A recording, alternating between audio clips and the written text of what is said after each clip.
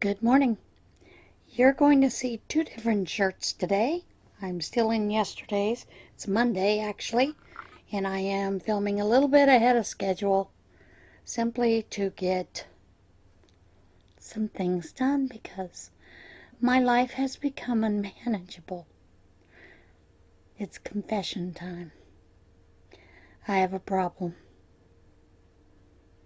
I can't stop buying yarn. Can't stop buying utensils that go with yarn. I may need an intervention. As you know, I've been doing the getaway shawl with the box that I got from Knit Crate, and that was with this yarn, Beaches. Well, I ordered two more, and I ordered these very early in August. Took them 3 weeks. I got a notice that it was shipped. Took it 3 weeks to get here. But that's not a problem because I know that's going for something. It's going for the shawl. I wanted to make the shawl larger because I don't think the 2 skeins is going to make it very large. And I noticed that when it comes to prayer shawl items, many times they're not as large a shawl as some of the larger women need. So that is my goal with that I have no issues with. But my problem is my yarn from Premier came in. You know, they wouldn't accept the fact that, yes, I found knots. I didn't want a refund. I didn't want any new bobbins. But they insisted on giving me a gift certificate for that amount. So what's a girl to do? You gotta buy yarn, of course.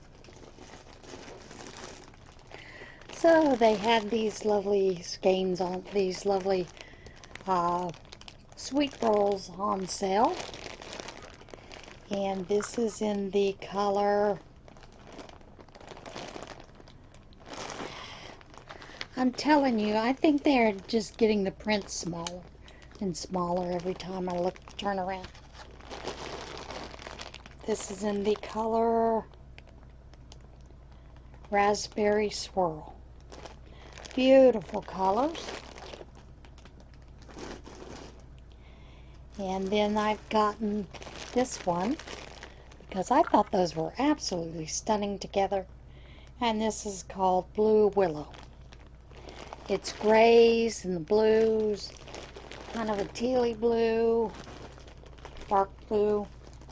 So yes, I did get that. And then the other one I got was the, what is this called? Rock Candy. It's got the purples and the greens, which I love purple and greens together. So, since this is trying to come out anyway, let's go ahead and pull it out. Look at those colors. Stunning, aren't they? So, I have way too much yarn. But then on top of that yarn, you know, I have all these whips over here and over there and over there and in there. And I have knitting needles that are occupied. I needed knitting needles for another project I wanted to start, so this girl went and bought another set of Knit Picks options. These are the nickel plated. I'm not allergic to nickel, so I have no issues using that. Because they're busy. And I haven't gotten around to them. I need an intervention. I have so much yarn. No place to put it. No place to store it. Everything is filled. We live in a small apartment.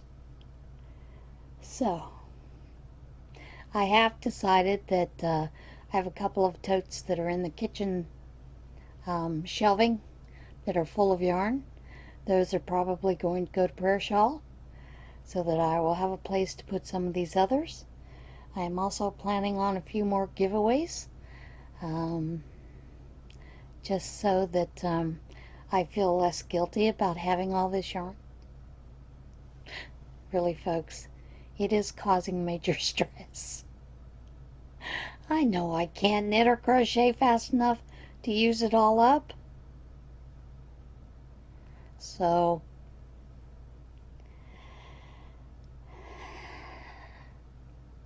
and my husband threw that word around, yarn diet.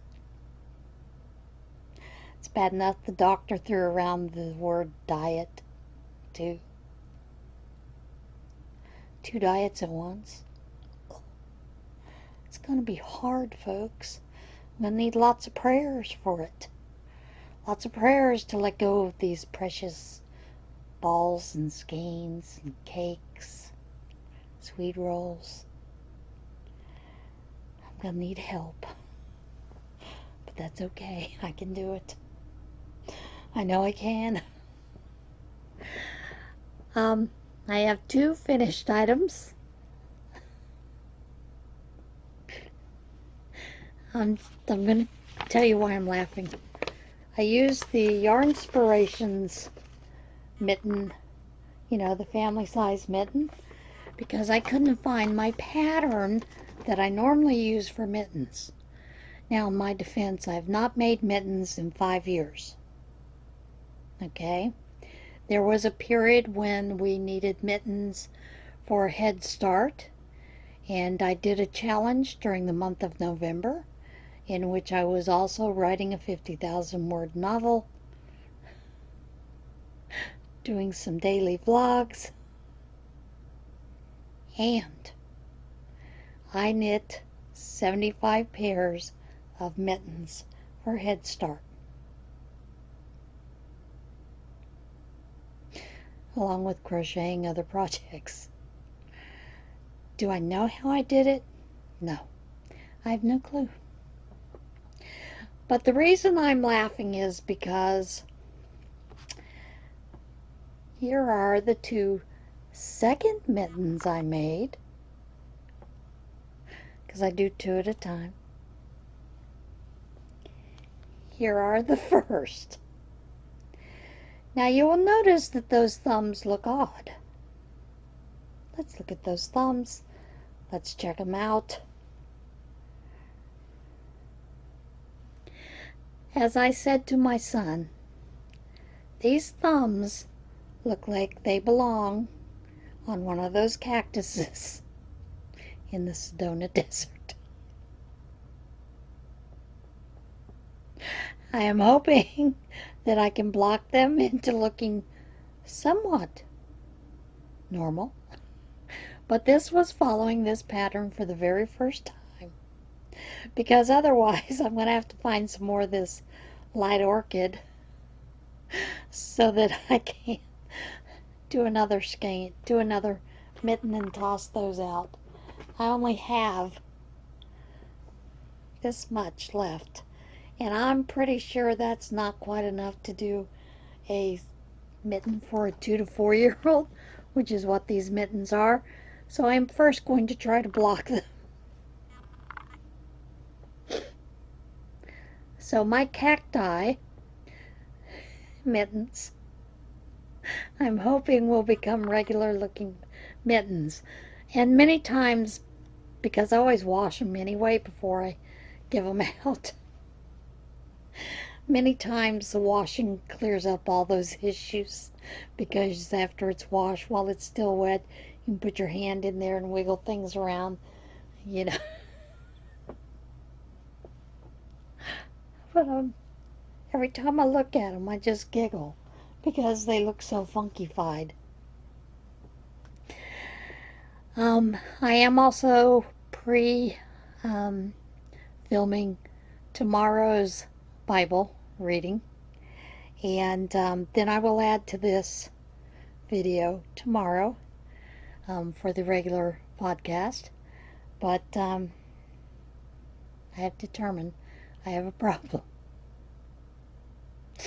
Because I'm sitting here looking at all this yarn and I'm thinking, what makes me think that in a lifetime I could possibly knit and crochet the equivalent of about 22 totes of yarn? And they're not little totes. Most of them are 8-gallon, well, those are small. The 18-gallon to larger size totes. So, there will be giveaways. There will be a big giveaway that I'm going to give away quite a few yarns to several people when I reach 3,000. Hopefully they'll be soon. It keeps going back and forth. I have noticed that with the daily Bible reading, a lot of people fall away. I don't know why, because they don't have to watch the Bible readings. They can pick and choose which videos they want to watch. So, yeah, it's going to be interesting. So I'm in the process of going through yarns, grabbing what I can to go to prayer shawl, and then as well putting a separate tote that will be yarns that go in there for giveaways until I can get this yarn under a manageable situation. Because I do feel overwhelmed when I go looking for yarn for a project, because I'm like, oh, that would look pretty, but that would look pretty, but that's nice, this is nice. It is overwhelming. So I have made a conscious decision to start working on that area and fixing that up, and as well as keeping to a yarn diet. I can do it. Through God, all things are possible. So I will add to this in a few, tomorrow. You'll see the wad in Tarnation and a couple of other things that I've gotten finished. But we'll do that tomorrow. See you again soon. Okay, it's the second part. I did forget one of the items, the yarn items that I joined. When I went to cut this on this side, started getting into paper, because they had these folded over the edge. And this is the Mary Maxim Knit Club. And the reason I was looking at it was because I was thinking about putting my knit crate on hold for a little bit. I haven't decided if I want to keep it or not, just because some of the yarns, I'm not a big fan of fingering weight. They've been doing a lot of fingering weight, and I'm allergic to alpaca. They've done quite a bit of alpaca mixes. I can't really use those. I do have someone that I give that to, but and I didn't realize that the month that's coming, this month, September's, is an alpaca blend. So I don't know if it's a real heavy alpaca blend, because if my hands itch, I can't use it. I could wear cotton gloves to knit or crochet it. But if you've ever tried to knit or crochet wearing a pair of cotton gloves, it can be difficult. So, trying to decide what to do. I did go ahead and make a little hat, a little beanie. And then I did the Divine hat. And this was with that striped tweed. And I have about this much left. So I'll probably be doing another hat. In my area, they do not have that available. And I'm just not going to pay to have it shipped, because You know, the husband yarn diet, that kind of thing.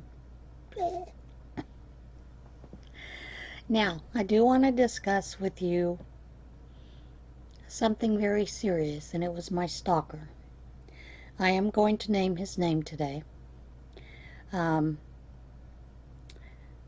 the only reason I am talking about this is because Jeanette, one of my subscribers, had told me he had tried to friend her on Facebook, so I'm sure he was going down the Facebook list, but I couldn't block him until the FBI had gotten their screenshots and, you know, all the information from Facebook and everything, and the conversations, you know, that he had with me and everything, which they did in about 5 minutes after Jeanette, you know, contacted me about that. The handler did call and talk to me and tell me that yes, they had gotten all that information. I can block him now. This gentleman's name is Greg Allen. I went to school with a fellow named Greg Allen, and the picture that is being used is the one of my friend that I went to high school with. And I do like to reconnect, you know, with people I went to high school with. And at first I thought it was him, just because of the picture and everything. And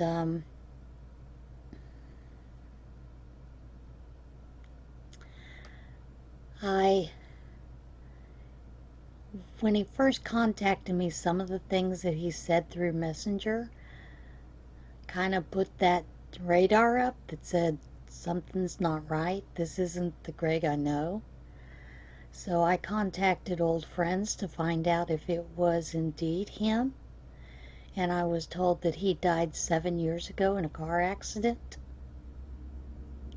So that is when I actually contacted the FBI about this guy, because I started thinking it was probably one of those scams, like a romance scam.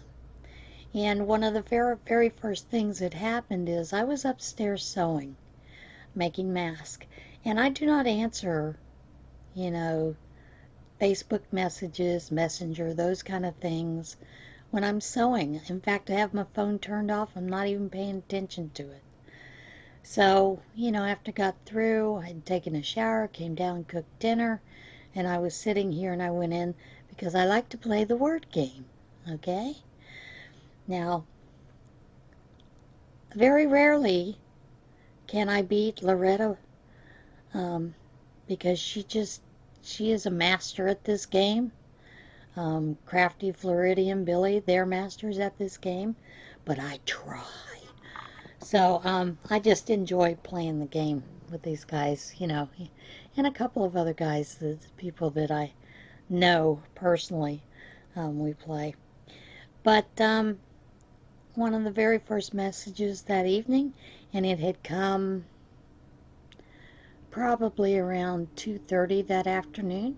About 8:30 that evening, I went to look at my messenger, and there was this message: "Why are you snubbing me?" And I thought, what? But this guy continued to harass and try to start conversations. He would start these things: "Why are you snubbing me when all I want is the good for you?" What? And then he would call 2 o'clock in the morning using the messenger call. He would call all hours of the day. And I don't answer that. Now, the first time that I think it was Billy that called me using the messenger, you know, where you can call one another, I had no clue what that noise was on my phone. I didn't realize that you could do that through Messenger.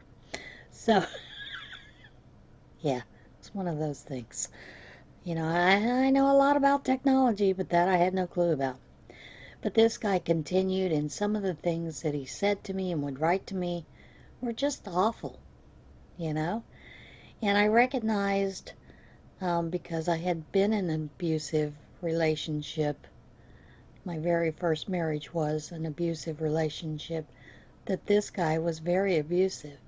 So I had reported it to Facebook as well as FBI that this guy was impersonating someone, possibly, because that may be his real name too, but he was using my friend's picture. So that led me to believe it was an imposter. So in the long run, if you get a message and someone tries to friend you named Greg Allen, block the hell out of the guy, because it's not good, okay? And I have a feeling it's going to be kind of like the scam that Billy was talking about, these romance scams. Because some of the things he said to me, I mean, on my profile, I'm pretty sure it says married.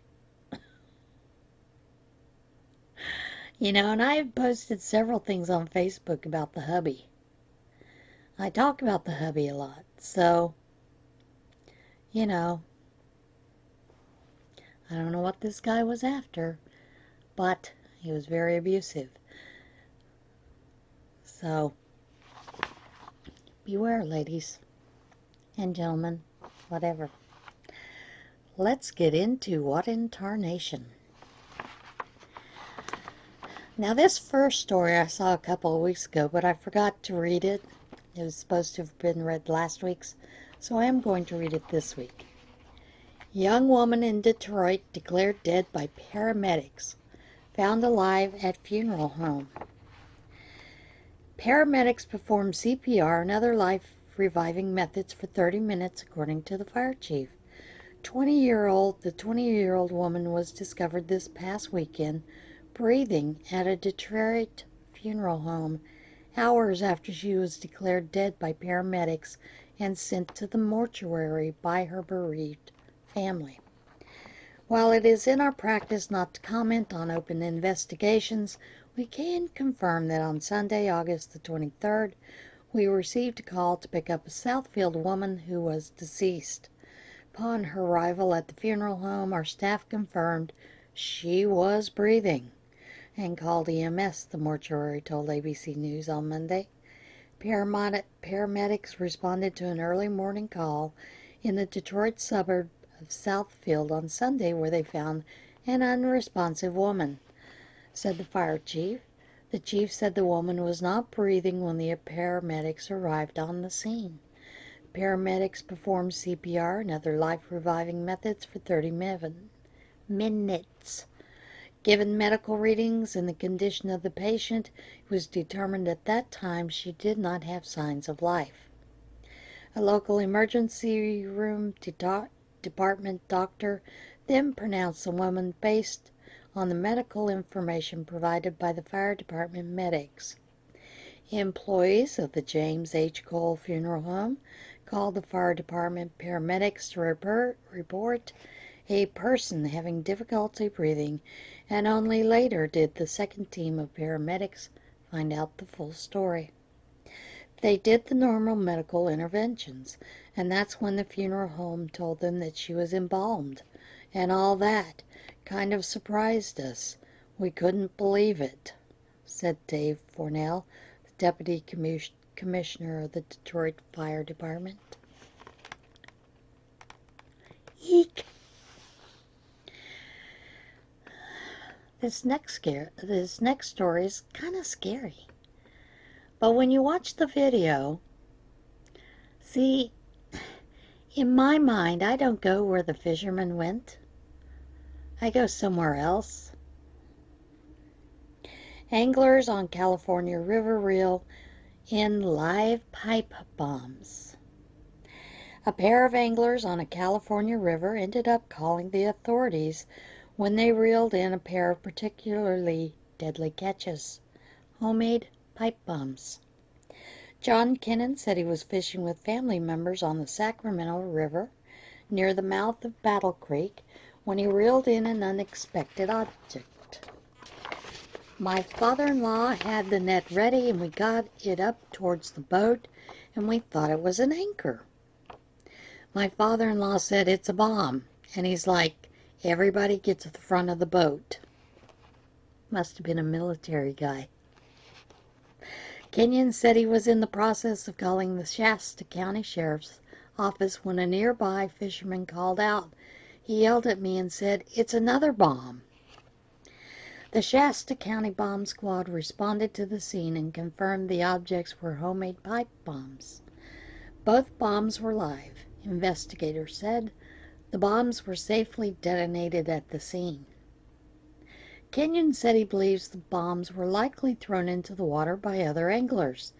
I think that they're trying to blow up salmon, knocking them out and having them float up and taking them, Kenyon said. That's not where my mind goes. My mind goes to terroristic threats. Maybe I've been doing too much writing lately. Who knows? Hundreds assemble as John Cage piece changes chord for the first time in 7 years. Hundreds of people flocked to a German church Saturday to hear an organ change chords for the first time in nearly 7 years. The St. Burchardi Church in Halberstadt is performing John Cage's organ as slow as possible on a special organ. The experimental piece, which consists of 8 pages of music meant to be played very slowly, is intended to last for an entirety of 639 years, meaning it will end in 2640 if all goes according to plan. The organ had been playing the same chord for 6 years and 11 months before Saturday's chord change. The piece officially started playing September the 5th, 2001, but began without any sound until February the 5th, 2003. That was a good day, my birthday. When the first chord change happened, Cage was born in 1912 and died in 1992 at 79 after a decades-long career as a composer and music theorist that drew both praise and scorn from critics and the public.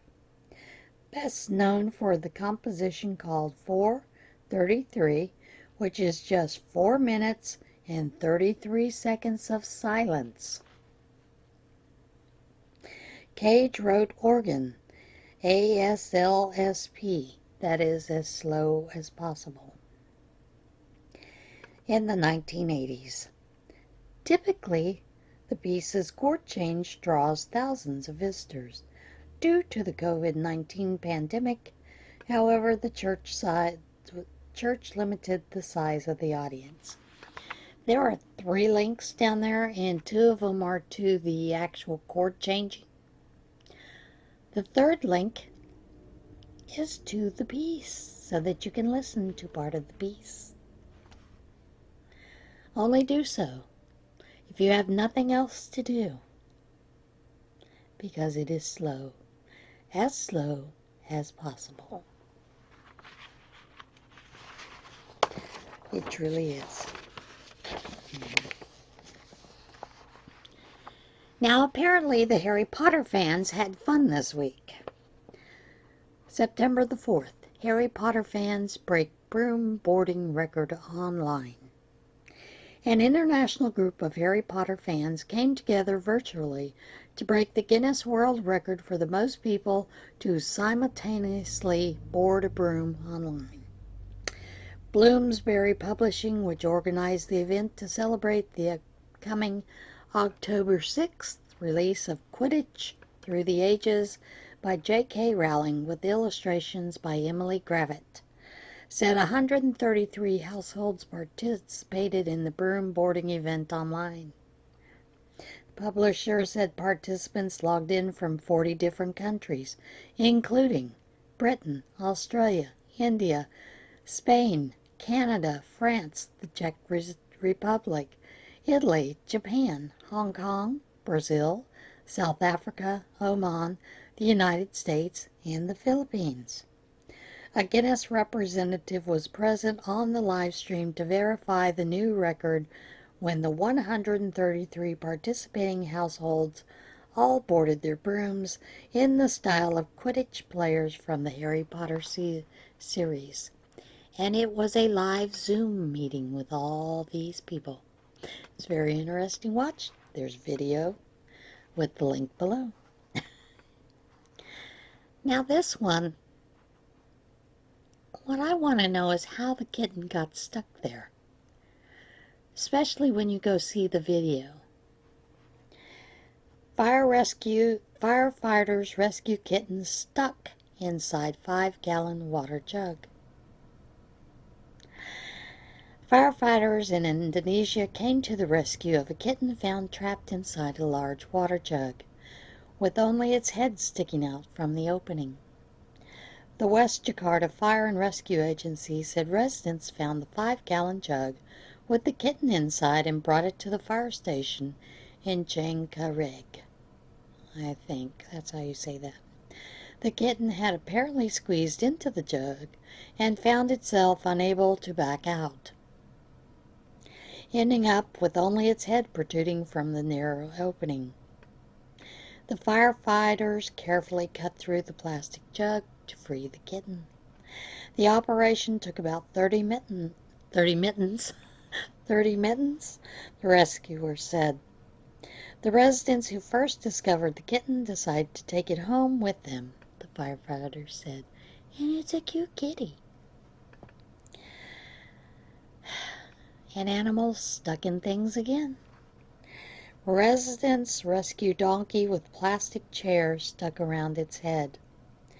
A group of United Arab Emirates residents came to the rescue of a donkey spotted wandering loose, with a plastic chair stuck around its head and neck. Shalem al-Kabi, 43, said he was driving to his farm in Masfud Ajman when he spotted the donkey wandering with a plastic chair stuck around its face and neck. Our town is close to Hatta, and many visitors come to the area during the weekend, so I guess the chair was left behind by them, al-Kabi told the National. Municipality workers work hard to keep the area clean, and people should avoid leaving rubbish behind. No kidding. Al-Kabi summoned some friends and family members to the scene to help remove the chair. A video of the rescue shows him using a handsaw to cut through the chair while his helpers hold the animal still. He said once the chair was removed, he discovered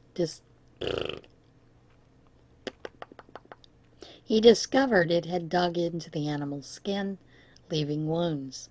I'm familiar in dealing with animals as I raise livestock on my farm.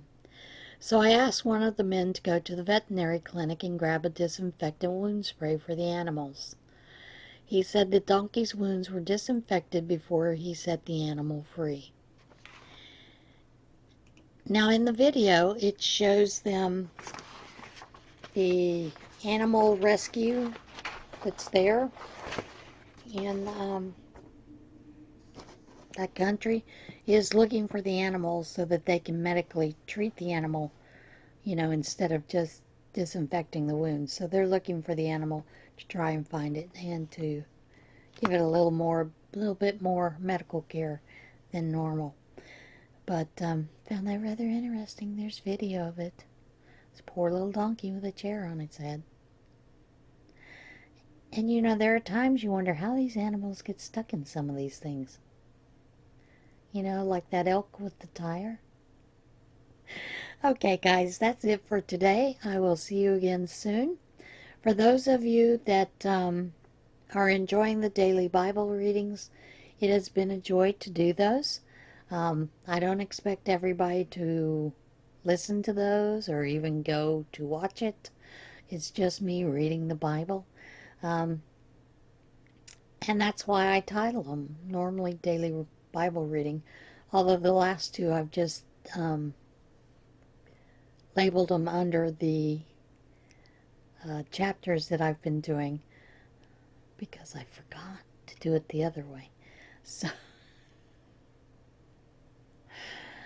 for those of you that don't enjoy the Bible readings, you don't have to watch them.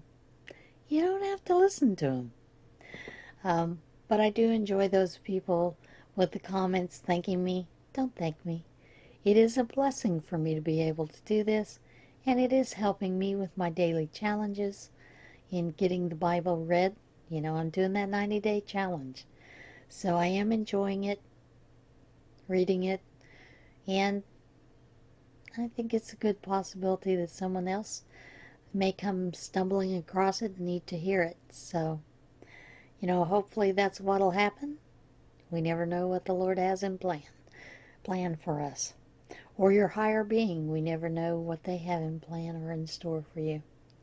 So I will see you again soon. And yeah, everybody have a great day and be kind.